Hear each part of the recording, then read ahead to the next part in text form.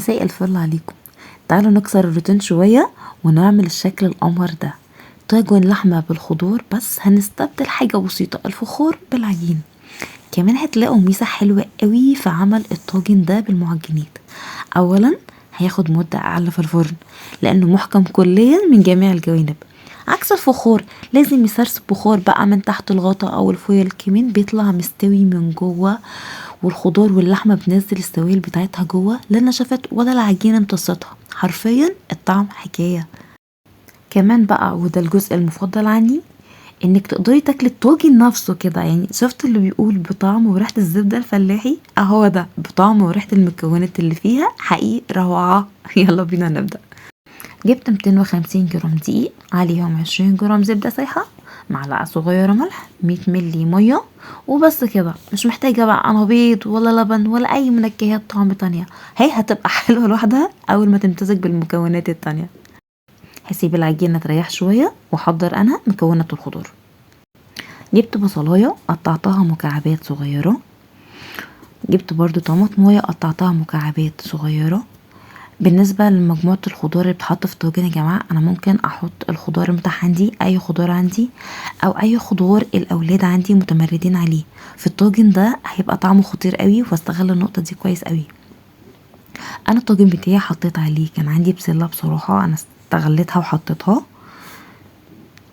بعد كده جبت حوالي 250 ل 300 جرام لحمة وقطعتها مكعبات صغيرة بالشكل ده، وهبدأ بقى احط عليها البهارات اللي انا بحبها او البهارات اللي انت متعودة عليها.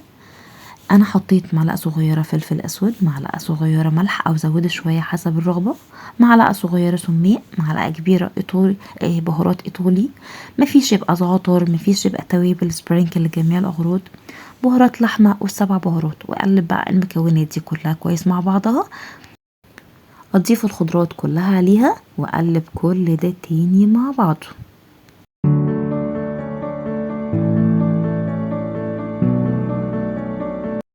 اركن المكونات دي كلها على جنب شوية بحيث اديلها فرصة تاخد الفليفرز من بعضها. هجيب العجينة واقسمها جزئين متساويين، وكل جزء هاخد منها حتة اقل من الربع شوية، والجزء ده برضو هياخد منه جزء صغير، بحيث يبقى عندي زي ما انتوا شايفين كده 6 اجزاء، الطاجن والغطا والمقبض. هاخد بقى جزء جزء وابدأ افردهم. لو بالنسبة لي الشكل مهم قوي واحب تكون الطواجن قد بعضها، يبقى ضروري استخدم المفرش السيليكون علشان يظبط معايا الاحجام شويه. مفيش بقى واحد يطلع لي صغير شويه والتاني اكبر شويتين، لا المفرش هيساعدني كتير في ظبط الاحجام دي.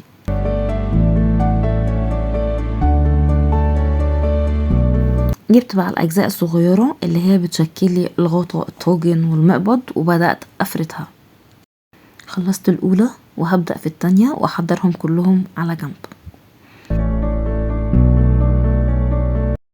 بولة ازاز بقى تكون غويطة شوية بحيث تكفي الكمية اللي عملتها، وافرد كويس العجينة جواها. شايفين بحاول اظبطها كويس جدا علشان شكل البولة النهائي يطلع مظبوط ويديني القالب البيضاوي اللي شكله حلو قوي كده. هقسم بقى نص الكمية اللي انا عملتها علشان اعمل 2 طواجن، هحط نص كمية هنا والنص التاني في الجزء التاني. حطيت بعد كده مكعب زبدة يعني كبير شوية كده حلو عشان يظبط معايا الطعم. عايزه اقول لكم اني نسيت احط فيها توم، سواء بقى فصين توم سلام كده او 2 مبشوره.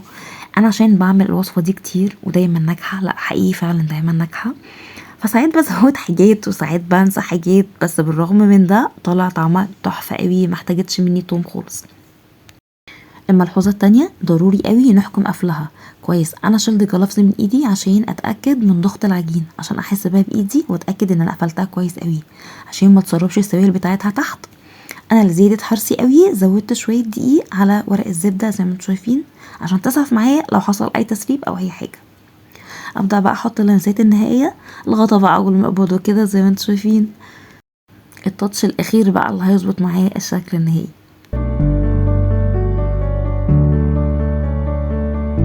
صفار بيضة بقى ومعلقتين لبن، وادهن الوش عشان يوحد لي اللون. بدهنهم الاتنين علشان الاتنين يطلعوا نفس الشكل ونفس درجة اللون. في الفرن بقى وعلى درجة حرارة 180 ولمدة ساعة. ايوه ساعة، ما تقلقيش. اول مرة بقى وخايفة خليها 50 دقيقة. احمرت زيادة من فوق وده مش هيحصل ابدا، غطيها بفويل. حاجة تانية، الخبز ده يا جماعة ما يتغطوش، ده بالذات الوصفة دي ما تتغطوش، علشان لو اتغطت العجينة هتطرى منك قوي قوي قوي، ومش هتعرفي تتحكمي فيها. من الفرن وعلى الاكل على طول. تحفة. لو عجبك الفيديو شير مع صاحبتك، طبقوها ووروني الجمال. باي باي.